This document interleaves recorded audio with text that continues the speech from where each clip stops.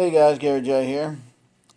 Today we're looking at a digital microscope. Now I've had this one for a while, and it works really well for what it is. And this unit cost about $30 on eBay, I think.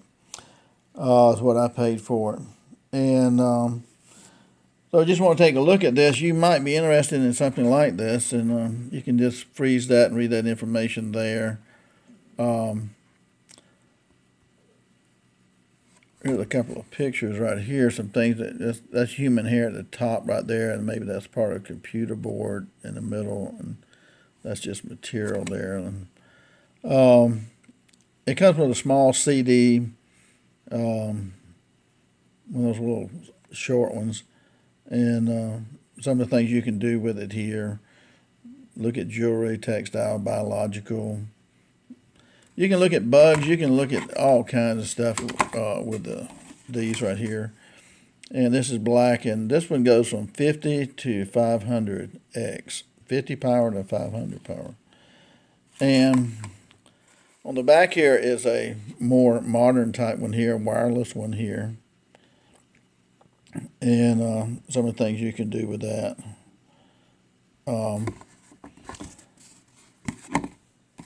On this side of the box here, 500x, and the product works with Android, iPhone, Macs, computer, Windows 8, 2000, 2003, XP, Vista 7, Linux.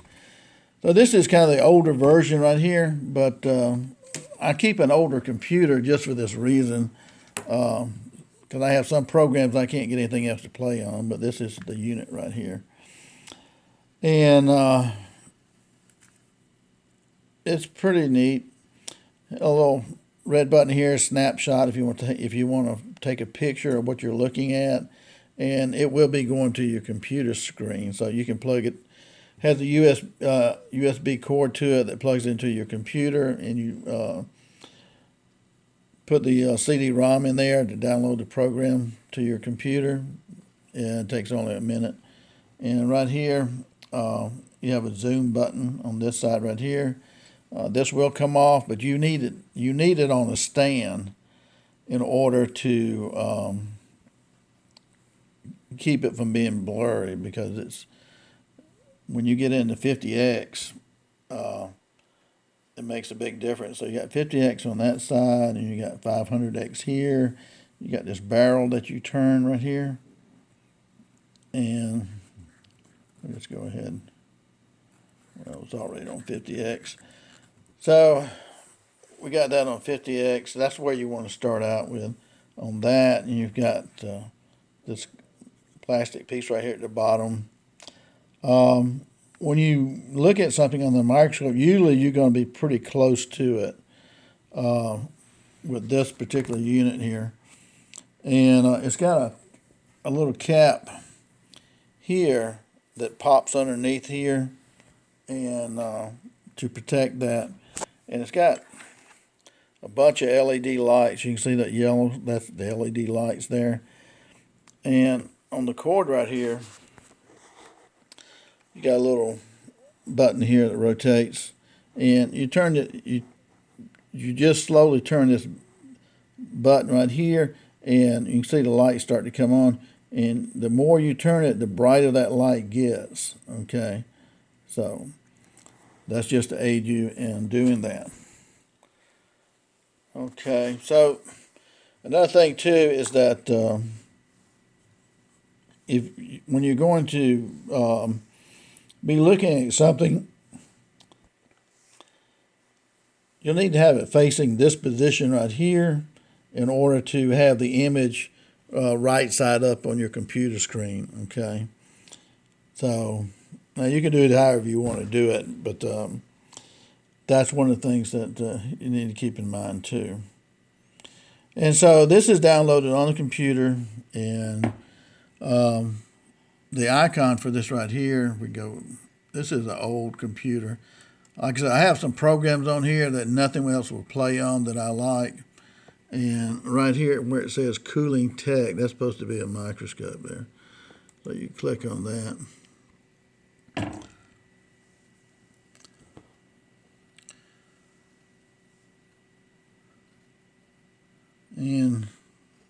this program opens up right here, and we'll look at some of this right here. Let me get this out of the way. Now the microscope is on right now, okay?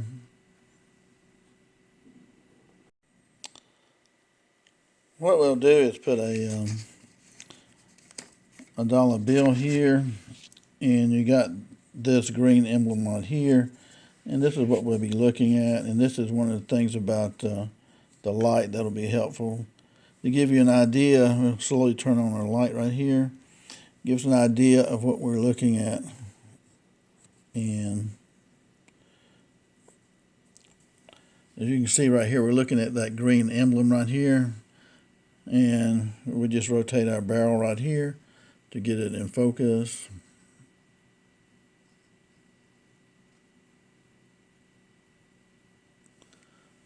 And you have to be because of the magnification, you have to be very careful when you do that, because when you let go of it, the microscope can move a little bit. So that's a pretty good image right there, I think. Now, up here, you see what the cursor is right here. Now, you can go right here to the right of that, and you got a camera. You can take a picture of this right here. I'll just click on that one time, and that will take a picture of what we're seeing on the microscope. And if you want to measure this, you can click right here on this icon right here. And I don't know why I got Chinese there, but what that will do, you click on that, and then you hit right here. It's a ruler, and you'll see these lines come up right here, and this will give you the measurement of your picture right here. Okay. So now you got measurements all the way around, even at the very bottom. Move the screen down, you've got measurements all around, so you can measure that.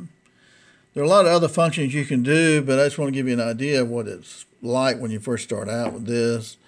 And that's pretty good resolution right there.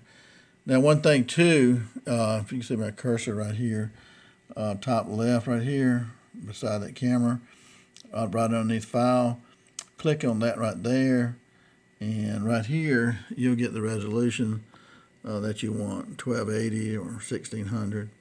I've got on 1280. Again, this is an older computer, so we can click Save on that, and then right here it says Open Image, Save As. Let's say we want to save it as, and dollar.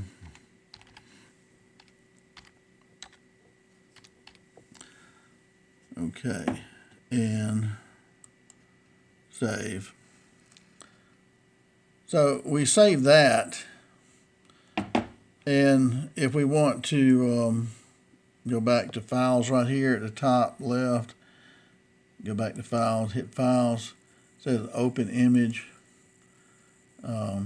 We have a couple of the images here, and here's like the dollar we save. But I wanted to show you this image right here, and this looks kind of weird probably to you. Some of you guys might know what this is. This is a record player diamond needle, and right here is a 33 to 45 diamond for playing your records. And this is diamond. This one here on the blue one here is supposed to be made to play 78 RPM records, which I play the old ones, like 100 years old, 80 years old. And the ones for the 78 old ones are supposed to be 3 times the diameter of this one here.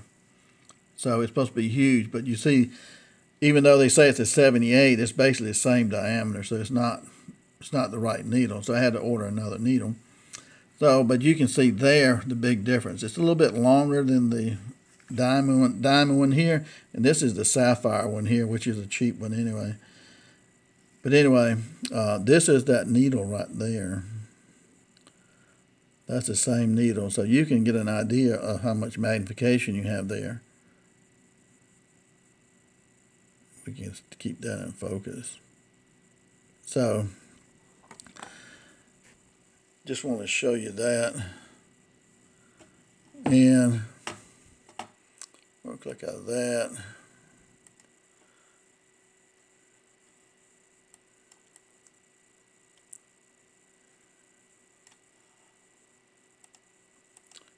Let's open the image again. I'm going to show you one more thing right here.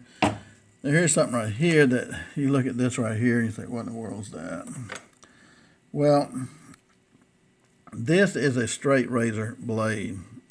This is the one right here. And sometimes when you're honing a straight razor, and they can be a real pain to get them super razor sharp. Well, with this microscope, I can look at the edge right here, and you can see the edge is pretty flat all the way across here, so that's good. And it's pretty shiny on this part right here. So you can kind of troubleshoot if you're having a problem getting one sharp and really, really sharp enough to shave with. It becomes kind of an art to doing that. So that's one good thing you can do with this microscope, is something like that too. Now this would be a pretty new penny right here, and right here on this image right here, you see this is the nose and this is the mouth and this beard. Of course, this is the eye right here. So you can kind of see that right there. Now you can kind of change the tint of this right here to make something stand out more than it normally would have. And that's another neat feature right there. Another thing too is, like, if you're going to go up to 500x, and everything we've done has been 50x, if you want to go to 500x, then you're going to have to set up the microscope higher up than what we were doing, because we were right down on top of it, of the objects we looked at so far. So you get it up higher like this right here, and you turn it up to 500x, and you have to adjust it a little bit. And say in this case right here, instead of just looking at the nose of Lincoln, we can see most of the head of Lincoln. So if you want to get it into 500x. And if you're looking at a watch or something like that on the inside of a watch, you can get a good idea of how unique they are too, by looking at more of the inside of a watch instead of just one small tiny piece of it. So 500x will help you with getting to the larger view of whatever you want to look at. And that looks pretty good right there.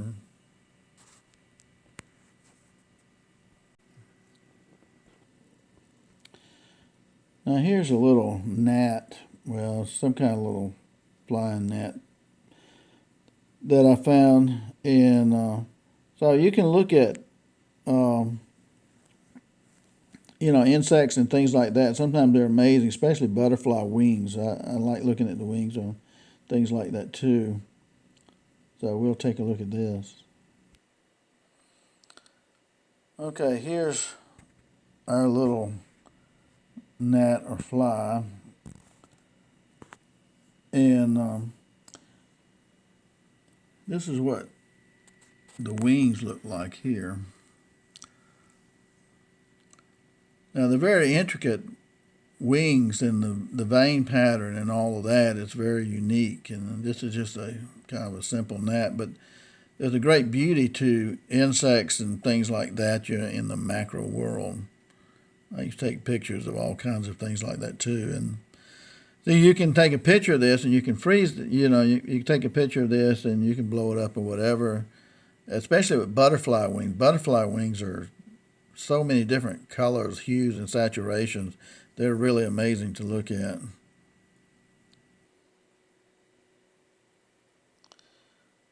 Now we take a look at Junior's head here.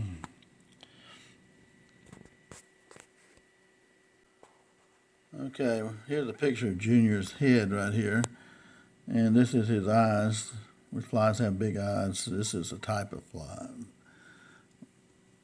And the little hairs and stuff like that. And those wings are really amazing. But you can look at any kind of, insect and whatever, and it's just really amazing to see the beauty and the intricacy that's in insects and all different types of insects. And it's really neat. There's one thing I wanted to show you on this program. Again, this is an older program. But you go back up here to Files in the left corner up here. And click on Files and it says Open Image. Click on that. And that gives you the pictures that you've already pretty much put in here. And let's see. When you do that too, the library will pop down, and this is the library right here. Now what happens right here is like you open here, it says open right here on the library, and this pops up. Now what's in here is a different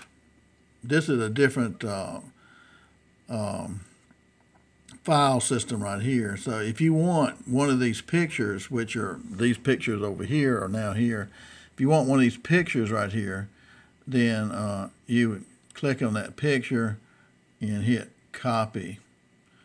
And then over here you've got pictures in your files, hit pictures here, and then you would just click on here and put paste. Okay, so that's how you would transfer. That's the only way I know how to transfer it, because I didn't read all the manual on this. It's been a long time, and but for what I do, that's really all I need to do, because I can change things with Adobe Photoshop and all that stuff too. So that's one way you can transfer your pictures and stuff like that. Somebody else is going to have a much better way than what I just told you, but you just hit open over here on the right hand side of the screen.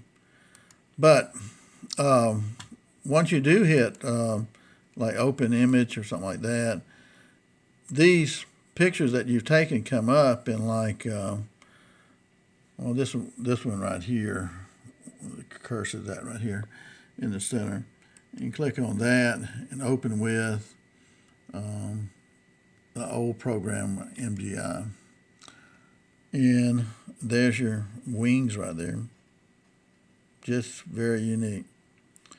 Well, guys, I hope this helps you a little bit. If you like to look at things under a microscope and you don't want to spend a lot of money on it, then this way it's a lot cheaper to get something like these right here.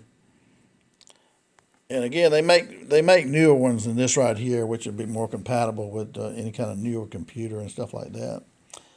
But it works for me for what I need it for. Thanks for watching, guys. Gary J.